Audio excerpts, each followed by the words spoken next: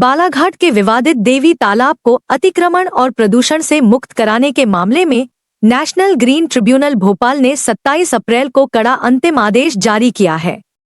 यह निर्णय याचिकाकर्ता द्वारका प्रसाद चौधरी व प्रदीप परांजपे द्वारा दायर याचिका में आया है। 27 अप्रैल को देवी तालाब के प्रकरण में एनजीटी के अंतिम आदेश देते हुए जिला कलेक्टर, नगरपालिका परिषद और वन विभाग को तालाब से सभी अवैध निर्माण और अतिक्रमण तत्काल हटाने के सख्त निर्देश दिया है। तालाब को उसके मूल स्वरूप में बहाल करने के लिए कहा गया है। वहीं वेटलैंड नियम 2017 के पालन के तहत तालाब का सीमांकन, बाढ़ बंदी और चेतावनी बोर्ड लगाने का निर्देश दिया गया है। इसके अलावा एनजीटी ने नगर पालिका को तालाब में गंदगी, ठोस कचरा और प्लास्टिक डालने पर पूर्ण रोक लगाने, तालाब में गंदा पानी जाने से रोकने के लिए समय सीमा के भीतर सीवरेज नेटवर्क और एसटीपी पूरा करने, तालाब के चारों ओर पौधारोपण करने और उसे संरक्षित करने के निर्देश दिए गए हैं। जबकि मध्य प्रदेश राज्य प्रदूषण नियंत्रण बोर्ड को आदेशों के अनुपालन की निगरानी करने और उल्लंघन पर सख्त कार्रवाई करने का निर्देश दिए गए हैं। एनजीटी ने स्पष्ट कहा है कि आदेश का पालन न होने पर इसे अवमानना माना जाएगा, जिस पर कार्रवाई की चेतावनी दी गई है। याचिकाकर्ता द्वारका प्रसाद चौधरी की माने तो 16.14 एकड़ के तालाब में से लगभग 5 एकड़ अधिक भूमि पर अतिक्रमण किया गया था। इसके अलावा देवी तालाब में 5 मुख्य नालों का गंदा पानी गिर रहा है, जिससे तालाब का अस्तित्व खतरे में पड़ गया था, जिसको लेकर लगातार लड़ाई लड़ी जा रही थी, जिस पर एनजीटी ने अंतिम फैसला सुनाते हुए अतिक्रमण हटाने के निर्देश दिए हैं।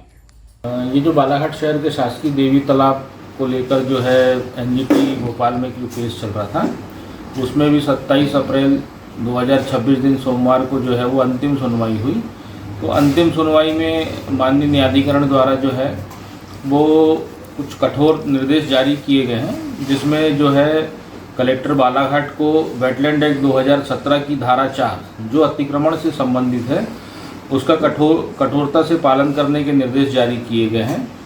और साथ ही मुख्य नगरपालिका अधिकारी बालाघाट को देवी तालाब से साफ सफाई करने, वहाँ के जल को स्वच्छ करने के लिए निर्देश जारी किए गए हैं।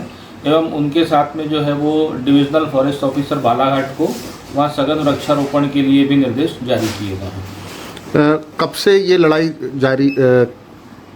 जारी थी आपकी? और ये देवी तालाब को बचाने का संघर्ष तो जो है वो लगभग पिछले 30 वर्षों से ज़्यादा समय से चले आ रहा है, जिसमें पहले हमारे स्वर्गीय सुरेश कोचर जी इस प्रकरण को देखते थे।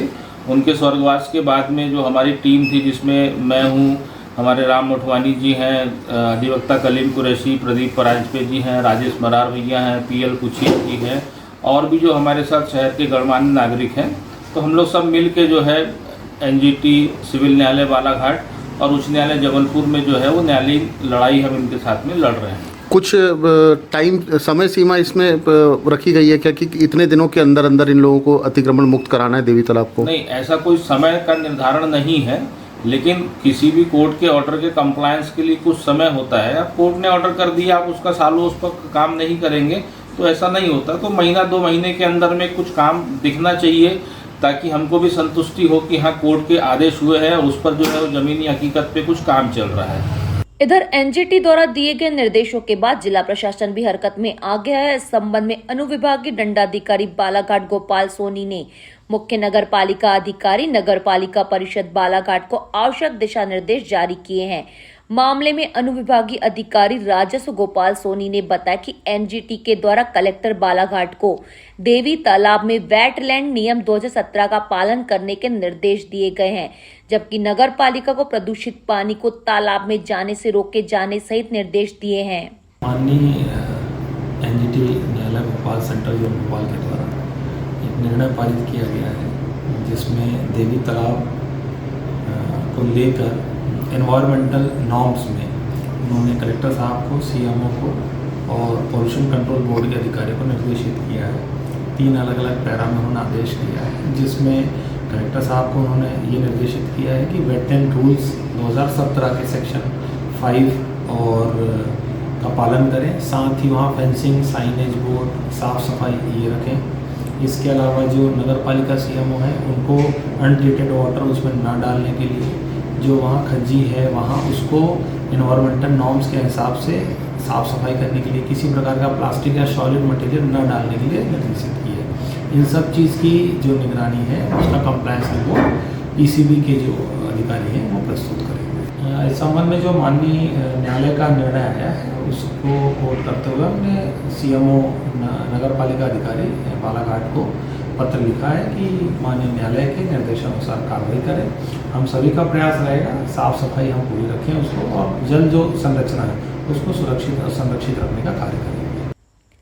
बता दें कि एनजीटी ने 22 अप्रैल 2016 को 13 दिसंबर 2021 को भी अतिक्रमण हटाने के आदेश दिए थे, लेकिन उन पर प्रभावी अमल नहीं हुआ था, जिसके बाद एक बार पुनः एनजीटी ने अतिक्रमण हटाने के निर्देश दिए हैं।